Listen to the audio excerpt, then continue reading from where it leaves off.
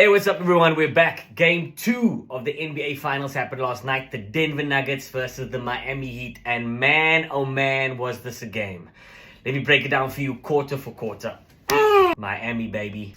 So the first quarter started exactly the same way Miami have started all the quarters before this, which was hot and on fire. Max Strus hit 4 of his first 7 3-pointers and Gabe Vincent was on fire. Miami came out hot, took a 10-2 lead.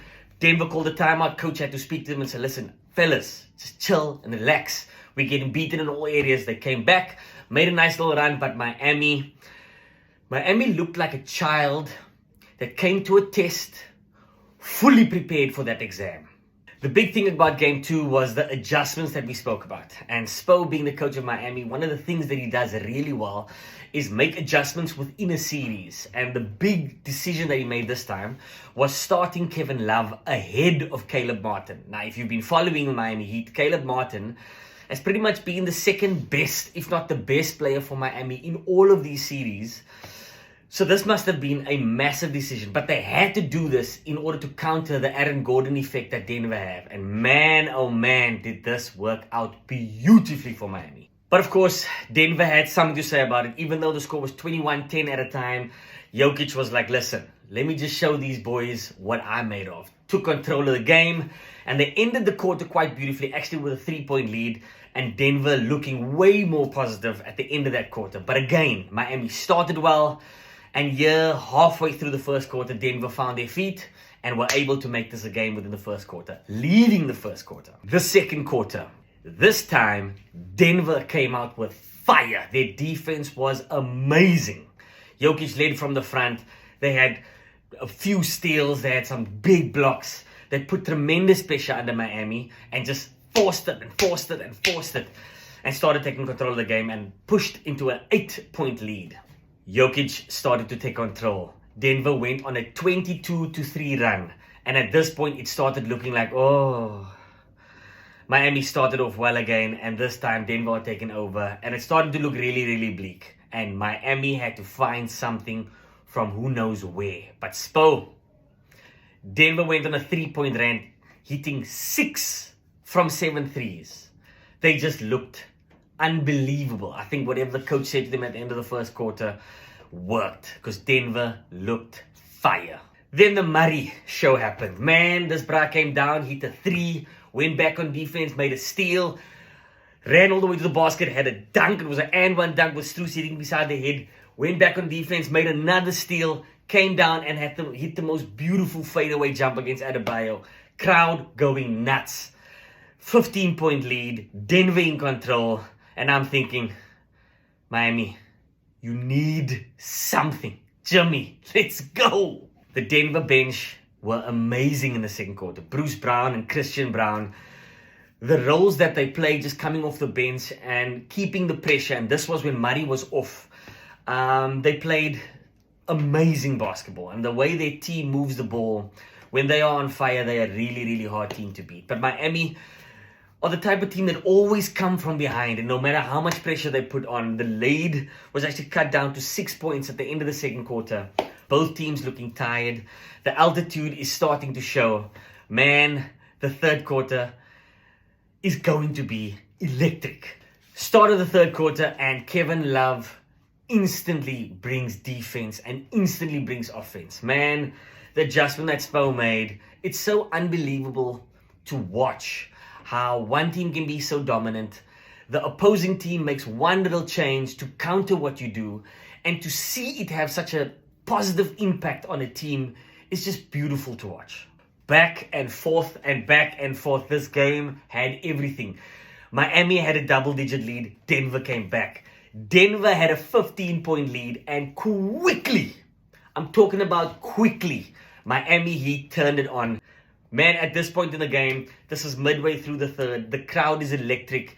The players are having so much fun. They look like they are all tuned in. And we have a game 2 that looks like... If there was ever a moment in the series where you thought maybe Miami can do it, it's the third quarter of game 2. Remember this. Miami showed the whole world. Did you really think this was going to be a pushover? Go and watch the third quarter. If anything, watch the third and the fourth. Beautiful basketball. In the third, Butler just took the ball and was involved in every single play, just making the right read. He was like a super experienced point guard, just knowing exactly who to give the ball to, driving, dishing to the open man. He made everybody look great. On the opposing side, Jokic had to carry this team in the third. At the end of the third, Miami were doing everything right. But the rest of Denver just died. So Jokic had to pretty much decide to do everything himself. Man, there was one play, he stole the ball in his paint area, drove the ball all the way to the other side, used his left hand with the defender right on his hip, controlled the ball all the way down, got to the hoop, raised up, in contact, changes hands, and finishes off the glass with his right hand. Watching Jokic is just basketball beauty. The third quarter ended 83-75 with Denver leading by 8. Now, the third quarter didn't feel like that. Jokic just went on a massive run to end the third quarter quite strongly. But you really got the sense that even though Denver are leading by 8, Miami are coming. It had everything in it. You could feel it watching the game. Start of the fourth quarter and Miami come out blistering. Duncan Robinson comes down. Bang, hits a 3. They go back on defense. Make a beautiful stop. Robinson runs to the corner. Hits a little fake. Drives the basket. Bah! And one. Makes his layup, but he misses the free throw. Miami go back on defense. Stop the ball again. Duncan Robinson comes down. Jeff Green has his hands down. And as they say, hands down, man down. And he hits a 3 in his face. Timeout, Denver.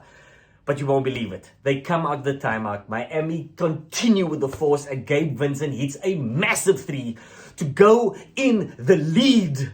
86-85. With 10 minutes left in the fourth. Miami came with everything in the fourth. The rest of the fourth quarter belonged to Miami.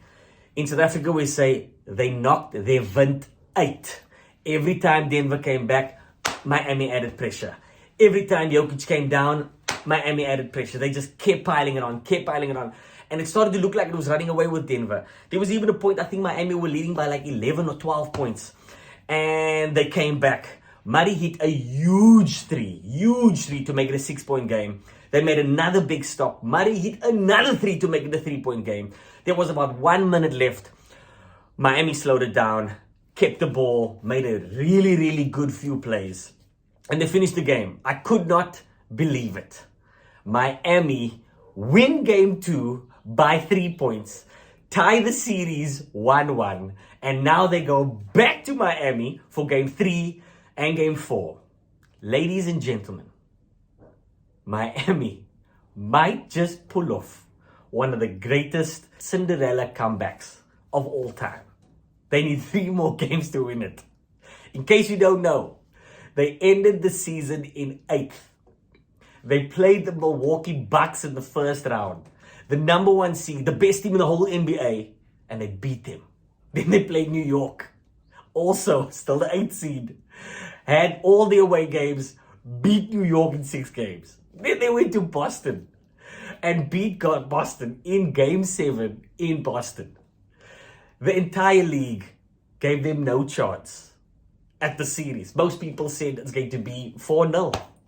When Denver beat the Lakers 4-0, they were like, they're gonna kill Miami. But there was something in Jimmy Butler's eyes. There's something in the way that Spo spoke when he spoke to the media. There's something in the way the team carries themselves. They don't have the role player mentality, as Jimmy said in multiple interviews. They don't have the Superman, Batman, and the rest is all Robins, you know. I love it. I love what I'm seeing. And Miami could just do it. Miami in 6. Let's go.